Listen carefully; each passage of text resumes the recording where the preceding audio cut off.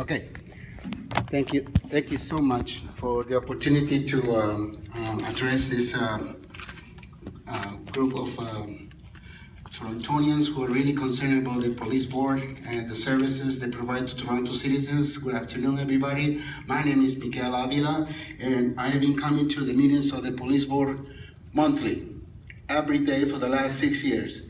And I've been coming to the meeting of the city council here at this seat right here for the last 5 years. So I've been listening to what's going on at city level and at the police level board.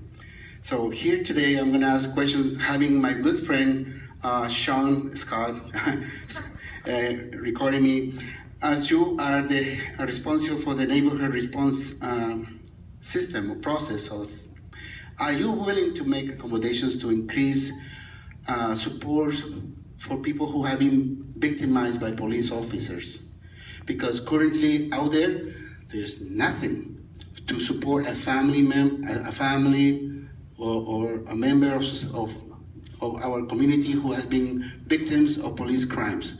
So if you're going to do a job to help those who have been victimized by members of gangs or et cetera, because I know I live in Regent Park, but we have to address the issue that we are not allowing people who have no places to go when they, one of our members have been shot and killed by a member of the police. Where do we go? So that's something that we need to address at the city level. Secondly, I want to comment on the comments of Shauna, you talk about changing the recruiting process. You know that probably you're aware, you watch the videos coming from the stage, you know the statements Jen Forcillo made, that he was afraid for his life. So I want you to let you know, if you're going to recruit people to work as a police officer, they don't have to be afraid for it. If they're going to be earning $100,000 salary a year, they shouldn't be afraid for it.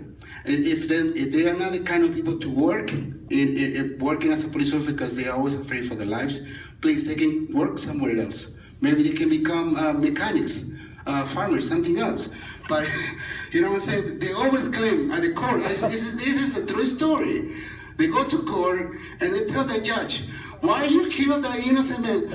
It's because I was afraid for my life. So that's the reason we need to change the recruitment process. Give them external interests. Take them to the streets. If they really are not afraid for their lives and they're not afraid to shoot people, okay, done deal, right? So we're gonna continue the conversation. What else? Plastic shields. I mentioned this to Mayor Tory, and he promised to talk to Chief Sanders in that regards. Yesterday, someone lost his life. A member of police giving a charge of electric conductor. We don't know if that person have some kind of health condition. Right? That's what happened all the time. So that, instead of that, why don't we use plastic shields that's very popular in Europe and are able to control someone who has lost their marbles. I've been telling you over and over and over.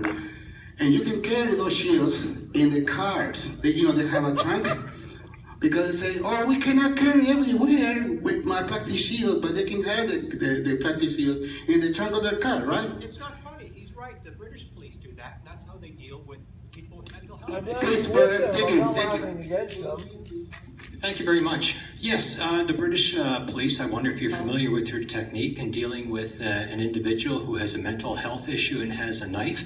They put on helmets with face shields, with a shield, and maybe a half a dozen of them approach the individual, try and pin him up on a wall or get him down on the ground. Are you familiar with this British technique? Thank you, sir. You're very welcome. So, as I say, I already talked to the mayor, and he promised to talk to Mark Sanders and find some savings for the city. Now, in relation to the paid duty business, watching pothole for $67 an hour, can you review, please, the City of Vancouver system, because it can give jobs to so many adults. I've been telling this to the Poverty Reduction Strategy Councilor Pam McConnell. I've been telling this to the mayor. I've been telling this to the police. Incorporate that program in Toronto, and once and for all, we can have people who really need jobs do the same process of work. In relation also to the vehicles, there are 14 vehicles who are currently assigned to sergeants to supervise those paid duty officers. So we have to get them out of the street, out of the bad budget, because if they do that, why don't they drive their own vehicles? Can they afford to drive their own vehicles if they're going to do a patch hole watching? That's my comments to you. So, 911, that's the last one. I promise, this is the last one.